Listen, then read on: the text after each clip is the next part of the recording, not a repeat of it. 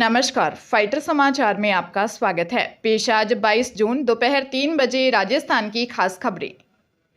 देश में anti paper leak कानून यानी पब्लिक एग्जामिनेशन एक्ट 2024 लागू हो गया है।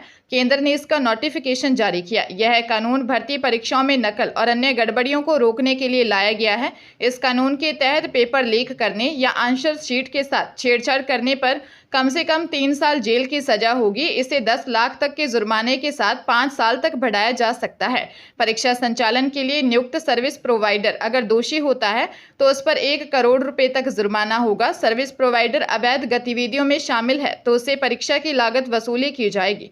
नीट और यूजीसी नेट जैसी परीक्षाओं में गड़बड़ियों के बीच यह कानून लाने का फैसला बड़ा कदम माना जा रहा है। इससे पहले केंद्र सरकार और जांच एजेंसियों के पास परीक्षा में गड़बड़ी से जुड़े अपराधों से निपटने के लिए अलग से कोई ठोस कानून नहीं था।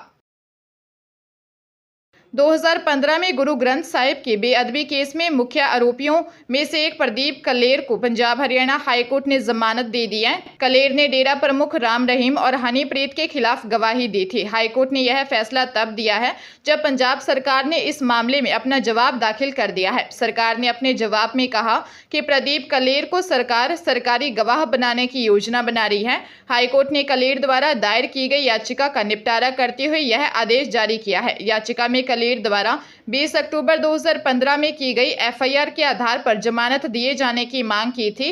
हाईकोर्ट ने आदेश दिया है चूंकि एफआईआर 2015 से संबंधित है। सह आरोपी जतेंद्र वीर अरोड़ा को इस केस में गिरफ्तार किया गया था। उसने याचिकाकर्ता का नाम बताया था। उसे और 7 अन्य आरोपियों को इस केस में जमानत दे दी गई है। केवल याचिकाकर्ता ही हिरासत में है। पंजाब के लुधियाना में अलसुबह पुलिस और अपराधियों के बीच मुठभेड़ हुई। इस दौरान पुलिस ने अपराधियों पर गोलियां चलाई तो 2 युवकों के पैर में गोलियां लगी। पुलिस ने दोनों को पकड़ लिया है। फिलहाल किसी अधिकारी ने इसकी आधिकारिक पुष्टि नहीं की है। अपराधियों को लुधियाना के सिविल अस्पताल में भर्ती करवाया गया है। पुलिस सूत्रों के मुताबिक हैबोवाल थाने की पुलिस को मुखबिर से सूचना मिली थी कि हत्या के प्रयास के 2 आरोपी राम एनक्लेव में छिपे हुए हैं। पुलिस ने जब छापा मारा तो पुलिस को देखकर अपराधी अपना ठिकाना बदलने लगे। पुलिस ने अपराधियों को घेर लिया और उन्हें सरेंडर करने को कहा, लेकिन उन्होंने पुलिस पर फायरिंग कर दी। पुलिस ने जवाबी कार्रवाई करते हुए अपराधियों पर फायरिंग की और उन्हें काबू कर लिया। दोनों आरोपियों की पहचान रविंदर सिंह निवासी प्रताप सिंह वाला और सतिंदर सिंह निवासी हैदर एनक्लेव के रूप में हुई है। जालोर जिले में ग्रेनाइट बिजनेसमैन रतन लाल लोहार के बेटे राजेंद्र के झूठे किडनैपिंग केस में डेली नए खुलासे हो रहे हैं। आरोपी और कोई नहीं, खुद बेटा ही था। अब पुलिस रिमांड पर आरोपी ने बताया कि पिता से फिरौती मांगने से पहले उसने अपनी पत्नी से भी पैसे मांगे थे। शेयर मार्केट में हुए नुकसान की भरपाई के लिए उसने बैंक में लोन के लिए भी अप्लाई किया था। इन सब के बाद भी घाटा पूरा नहीं हो रहा था, इसलिए उसने अपने ही किडनैपिंग की साजिश रची। किडनैपिंग का खुलासा करने के लिए जालोर सहित 5 जिलों की 10 टीमें करीब 48 घंटे तक मशक्कत करती रही। जालोर के रहने वाले आरोपी को पुलिस ने घर से 90 किलोमीटर दूर 20 जून को पकड़ा था। उस वक्त वो झाड़ियों में आराम कर रहा था। राजेंद्र सोशल मीडिया पर एक्टिव है। वह कई तरह की स्टंटबाजी की फोटो शेयर करता रहता है। कांग्रेस प्रदेश अध्यक्ष गोविंद सिंह डोटासरा ने बीजेपी, केंद्र सरकार और राज्य सरकार पर जमकर हमला बोला है।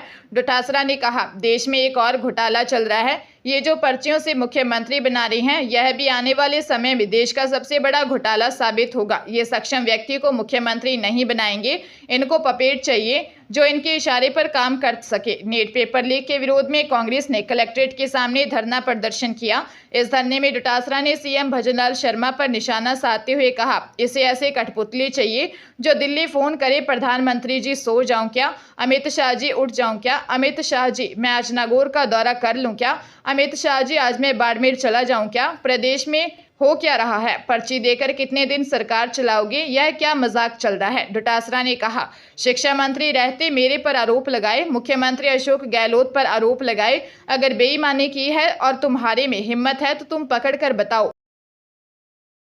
हरियाणा के हिसार में हरियाणा एंटी करप्शन ब्यूरो की टीम ने अर्बन एस्टेट पुलिस थाने में तैनात महिला हेड कांस्टेबल सुमित्रा को 40,000 रुपए की रिश्वत लेते हुए रंगे हाथों गिरफ्तार किया है। मामले में दूसरा आरोपी मुंशी अभी फरार है। दोनों आरोपियों के खिलाफ एंटी करप्शन ब्यूरो हिसार में मुकदमा दर्ज करते हुए कार्रवाई की गई है। सरकारी प्रवक्ता ने बताया कि शिकायतकर्ता व उसके दोस्त के खिलाफ हिसारा के अर्बन एस्टेट पुलिस थाने में पिंकी द्वारा शिकायत दी गई है। इसे लेकर महिला हेड कांस्टेबल ने शिकायतकर्ता को फोन किया और थाने में पिंकी द्वारा दी गई शिकायत पर कार्रवाई न करने के बदले में 40,000 रुपये की रिश्वत मांगी। एसीबी की टीम में तथ्यों की जांच पड़ताल करते हुए आरोपियों को पकड़ने के लिए योजना बनाई और आरोपी सुमित्रा को 40,000 रुपये की रिश्वत लेते हुए रंगे हाथों गिरफ्तार किया।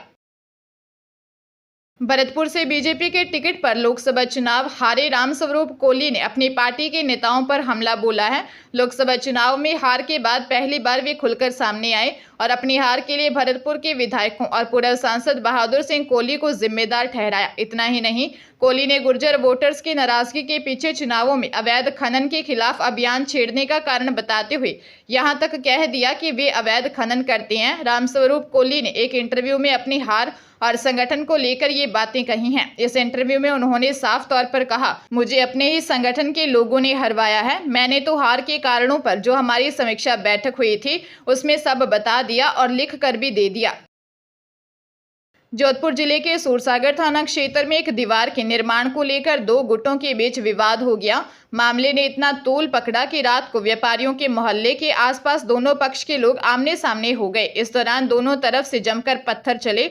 हालात काबू से बाहर होने पर आनन फानन में अलग अलग थानों का जाब्ता और आरएसी मौके पर भेजी गई। रात करीब 11:15 बजे पुलिस कमिश्नर राजेंद्र सिंह भी मौके पर पहुंचे। घटनाक्रम में पुलिसकर्मी भी घायल हुए, जिनमें चौपासने हाउसिंग बोर्ड थाना अधिकारी नितिन दवे भी शामिल है। एडीसीपी निशांत भारद्वाज ने बताया कि पथराव की सूचना पर पुलिस मौके पर पहुंची। व्यापारियों के मोहल्ला, सुभाष चौक और कुछ कॉलोनी में पुलिस पर भी पथराव किया गया है। पुलिस ने कई लोगों के खिलाफ मुकदमा दर्ज किया है। आरोपियों को दस्तयाब किया गया है, जिनके खिलाफ कार्रवाई की जाएगी। फिलहाल मौके पर शांति है। जयपुर में फ्रेंडशिप कर एक युवती से रेप का मामला सामने आया। होटल में मिलने बुलाकर आरोपी ने नशीली कोल्ड ड्रिंक पिलाकर दुष्कर्म किया। शादी करने का झांसा देकर लगातार देह शोषण करता रहा। श्यामनगर थाने में 12 निवासी 31 साल की युवती ने दी रिपोर्ट में बताया कि वह वैशाली नगर में रहकर एक कंपनी में जॉब करती है। अप्रैल 2022 में फोन कॉल के जरिए उसकी बातचीत नादिर हुसैन उर्फ अरहान खान से हुई थी। मना करने के बाद भी आरोपी नादिर बार बार कॉल करने लगा। दोस्ती होने पर करीब 3 महीने बाद मिलने के बहाने श्यामनगर इलाके में स्थित होटल में बुलाया, जहां नशीली कोल्ड ड्रिंक पिलाकर रेप किया। होश आने पर विरोध करने पर शादी का वादा किया। अपने घर वालों से मिलवाकर विश्वास दिलाया। शादी का झांसा देकर लगातार देह शोषण करता रहा। शादी करने का दबाव बनाने पर आरोपी ने मना कर दिया। हरियाणा के पानीपत जिले के इसराना उपमंडल की रहने वाली एक विधवा महिला को उसके ही रिश्तेदारों ने ठग लिया। रिश्तेदारों ने उसकी बेटी को ऑस्ट्रेलिया भेजने के नाम पर 21 लाख की ठगी की है। रुपए वापस मांगने पर आरोपियों ने जान से मारने की धमकी दी। विधवा महिला मोनिका ने इसराना थाने में एक महिला समेत 3 जनों के खिलाफ दी शिकायत में बताया कि वह गांव जौधन कला की रहने वाली है। उसके दूर के रिश्तेदार विक्रम, निर्मला और रीनू हैं। महिला ने बताया कि वह अपनी बेटी शालू को पढ़ाई के लिए विदेश भेजना चाहती थी। इस बारे में उसके रिश्तेदारों को ज्ञात था। इसी सिलसिले में 3 अगस्त को तीनों उससे मिले और बेटी को विदेश भेजने के नाम पर 21 लाख रुपए ले लिए। बाद में न तो विदेश भेजा न रुपए लौटाए। पुलिस मामले की जांच कर रही है।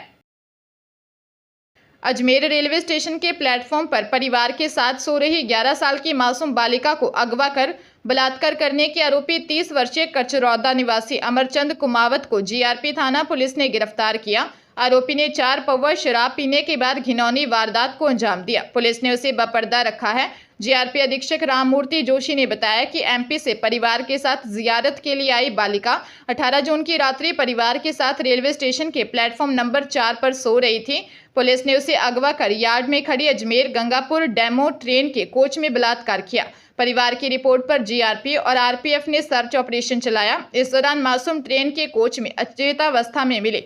जीआरपी ने बलात्कार व पोक्सो एक्ट में प्रकरण दर्ज कर आरोपी को गिरफ्तार कर लिया।